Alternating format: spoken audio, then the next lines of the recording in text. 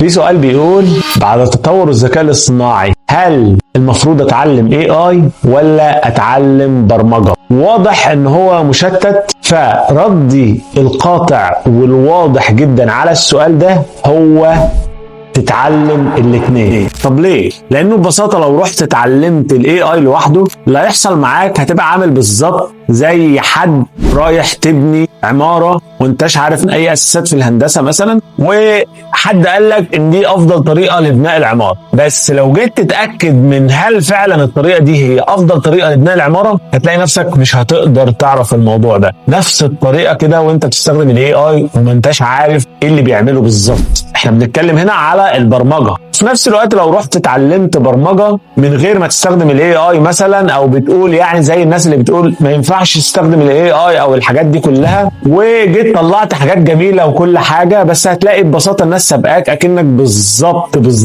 في عصر الستينات مثلا، والناس دي في 2025 هم عاملين مثلا صواريخ وعاملين مش عارف ايه، وانت لسه عايش بتخترع حاجه يعني ضعيفه جدا بالنسبه لك هي تقيله. وهي دي الفكره. فببساطه لازم تتعلم الاثنين وتتعلم تمرج الاثنين مع بعض. الاي اي لحد النهارده في المرحله اللي احنا فيها دي اللي اسمها اي ان اي، واي ان اي يعني الذكاء الدقيق. اسيب لك اللينك بتاع الذكاء الدقيق تقراه او تشوفه يعني تحت الفيديو. فكرة المرحلة اللي احنا فيها دي هي مش جاية علشان تلغي البرمجة، ولكن هي غيرت الطريقة بتاعتها. فأصبح التركيز بدل ما تقعد تكتب كود ومش عارف ايه وخلاص وبس، لا، انك تركز على المعمارية بتاعة البرمجة، على التخطيط بتاع البرمجة، على التكنولوجيز المستخدمة، حاجات احسن بكتير واهم من فكرة ان انت تقعد تكتب الكود وهل الكود ده صح ولا لا والسنتكس ده صح ولا لا. فالبرمجة لسه موجودة وما اتلغت، بس اتطورت واتغيرت